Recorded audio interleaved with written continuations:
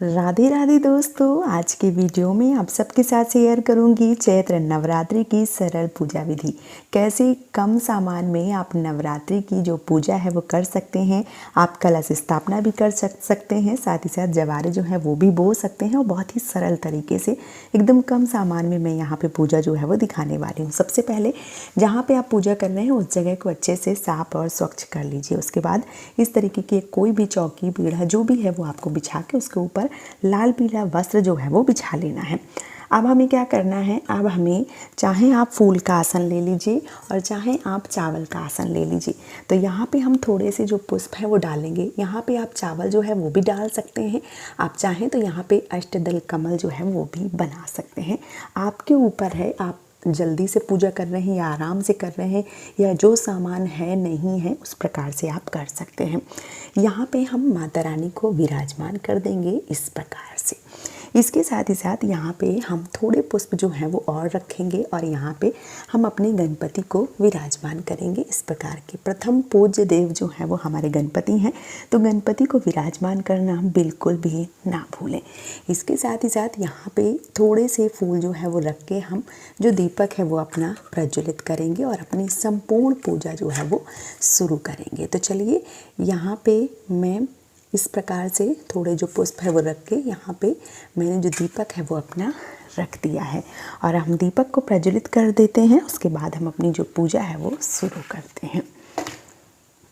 यहाँ देखिए, मैंने दीपक जो है वो प्रज्वलित कर लिया है। अब हमें क्या करना है, अब हमें अपनी कलश स्थापना का जो नियम है वो करना है। किस प्रकार से, तो यहाँ पे हम सबसे पहले, चाहे आप, मैंने बोल दिया चावल का आसन या फूल का आसन, तो मैंने सबको फूल का आसन दिया है। तो यहाँ पे हम थोड़ा सा पुष्प जो है वो डाल देंगे और इस प्रकार से हम जो कलश है वो रखेंगे। तो सबसे पहले जवारे बोने के लिए यहाँ पे जो मिट्टी का पात्र है वो रख देना है। आप अगर ज़मीन में बो रहे हैं तो वो भी कर सकते हैं।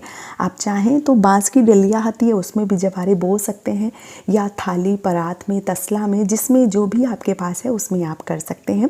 ये बहुत ही आसानी से मिल जाते हैं मिट्टी के पात्र। तो मैंने यहाँ पे मिट्टी का जो पात्र है वो लिया हुआ है।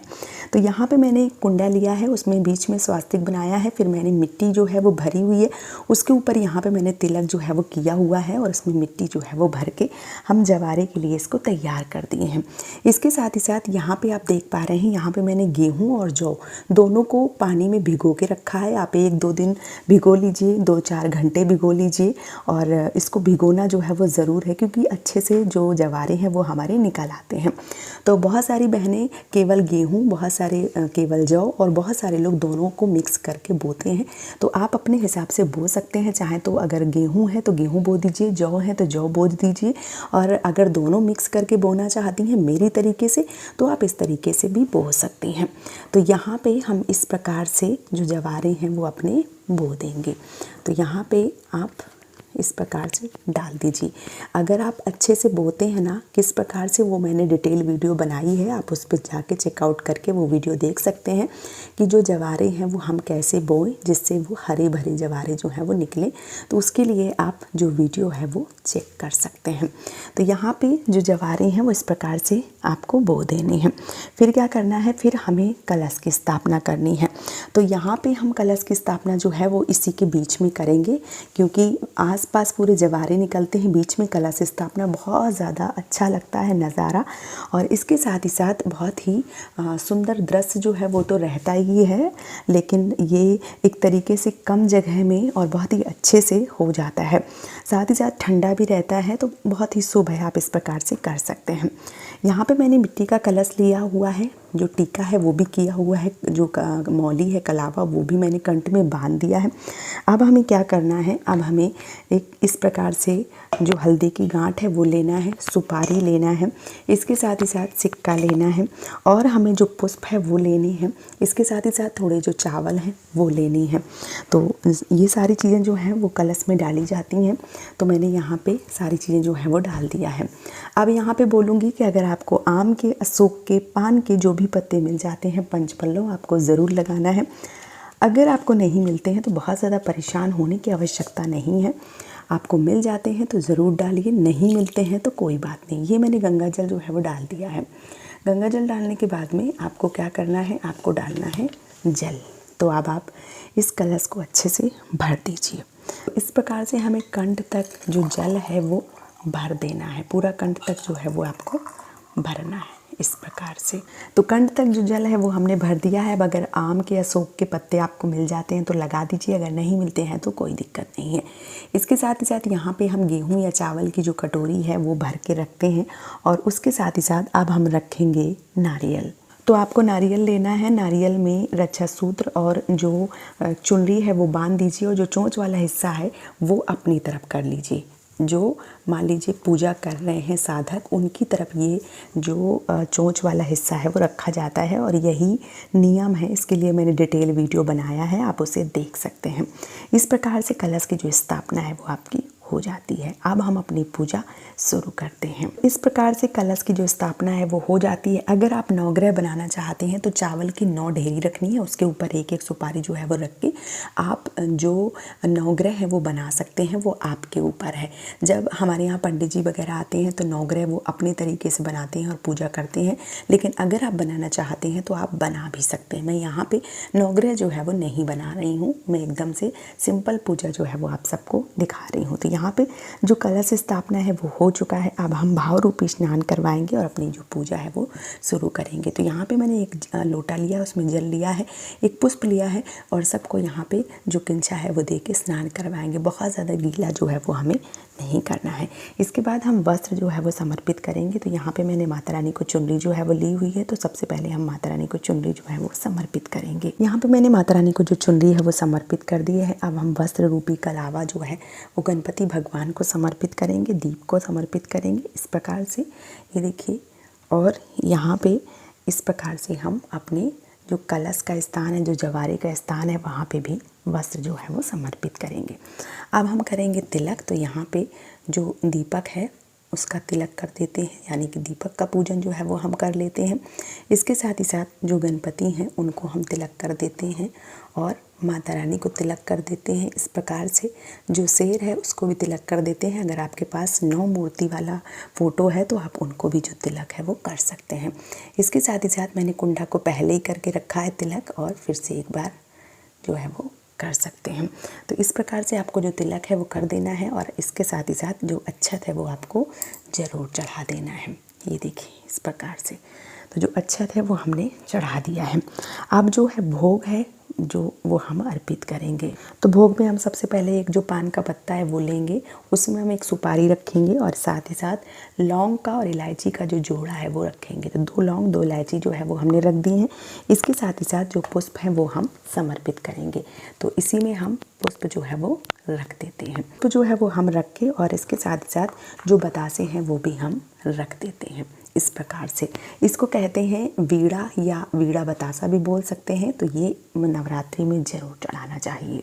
इसके साथ ही साथ भोग के रूप में हम यहाँ पे जो बतासा है वो समर्पित कर रहे हैं और यहाँ पे जो जल है वो समर्पित कर रहे हैं। और जो भोग है वो आप मिठाई या आप घर पे कोई चीज़ जो है वो बनाती हैं तो आप उसका भी भोग लगा सकती हैं। बतासे बहुत ही आसानी से मिल जाते हैं और नवरात्रि में चढ़ाना विशेष रूप से फलदायी होता है, इसलिए हम बतासे का जो भोग है वो लगा रहे हैं। तो आप बतासे का भोग जो है वो लगा सकते हैं। आप चाहें तो मौसमी फल का या मौसमी जो भी चीज़ें हैं उनका भोग जो है वो लगाया जा सकता है। इसके साथ ही साथ अगर आप चाहें तो पंचमेवा का भी भोग जो है वो लगा सकते हैं इस प्रकार से। और जो भी फल आपके पास हैं उन फलों का भोग जो है वो आप ज़रूर लगाइए। तो फल के रूप में हम यहाँ पे ले रहे हैं अंगूर। आप केला या संतरा या अमरूद जो भी आपको मिल जाता है वो आपको ज़रूर लेना है। इसके साथ ही साथ आपको क्या करना है, जो भी श्रृंगार की चीज़ें हैं आपके पास 5, 7, 11 चीज़ें वो आपको ज़रूर चढ़ानी चाहिए। तो इस प्रकार से सारी चीज़ें जो है वो चढ़ाई जाती हैं।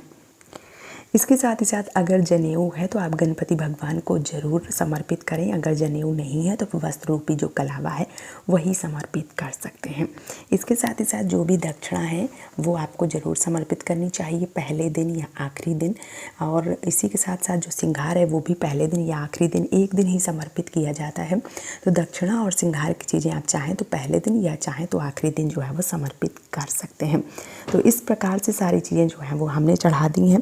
अब हम क्या करेंगे, अब हम एक पुष्प लेंगे और जो पुष्प है वो चढ़ाएंगे। तो यहाँ पे माता रानी को जो पुष्प है वो हम समर्पित करेंगे, साथ ही साथ कलश है उसको हम पुष्प समर्पित करेंगे और हम गणपति भगवान को जो पुष्प है वो समर्पित करेंगे। इसके साथ ही साथ हमारा जो दीप है उसको भी हम जो पुष्प है वो समर्पित करेंगे इस प्रकार से। ये देखिए, तो यहाँ पे पुष्प जो है वो सबको समर्पित कर दिए हैं। अब अगर आप दुर्गा सप्तशती का पाठ करते हैं तो हाथ में पुष्प लेके दुर्गा सप्तशती का या दुर्गा चालीसा का पाठ कर लीजिए और जब पाठ हो जाए तो पुष्प लेके माता रानी को समर्पित कर दीजिए। इसके साथ ही साथ अगर नवरात्रि में हवन करते हैं तो बहुत ही शुभ माना जाता है। तो हवन जो है वो छोटा ही हवन आप रोज़ कीजिए, उसकी जो धुनी होगी, उसका जो धुआं होगा पूरे घर को पवित्र कर देगा, मनमोहक कर देगा। इसलिए आपको हवन जो है वो ज़रूर करना चाहिए। तो चलिए हवन जो है वो हम कर लेते हैं। करने के लिए आप चाहें तो उपला या आम की लकड़ी जला लें, अगर नहीं है तो जो गरी है होती है उसको और कपूर डाल को जो है वो आपको जला लेना है और इसके बाद आपको आहुतियाँ देना है। तो आप घी की आहुति, लौंग में जो सिंदूर है वो लगा के आहुति जो है वो ज़रूर डाली जाती है। इसके साथ ही साथ जो आपने भोग प्रसाद बनाया है या बतासा है, जो भी भोग प्रसाद चढ़ाया है उससे जो आपको आहुति है वो ज़रूर देनी होती है। तो इस प्रकार से जो भी चीज़ें हैं उनसे 5 या 7 आहुति जो है वो आपको दे देनी होती है। इसके साथ हम करते हैं आरती। तो आरती जो है वो ज़रूर करें। लास्ट में आरती करने के बाद में आपको हाथ में जो जल है वो लेना है और आचमन जो है 3 बार पानी घुमा के आचमन जो है वो किया जाता है। इस प्रकार से हमारी पूजा जो है वो संपन्न हो जाती है। इसके बाद हाथ जोड़ के माता रानी से प्रार्थना करें कि माता रानी सब कुछ अच्छा हो, अपनी कृपा जो है वो बनाए रखना। इस प्रकार से पूजा विधि जो है वो कंप्लीट होती है। आप सबको कैसी लगी आप हमें ज़रूर बताइए। राधे राधे।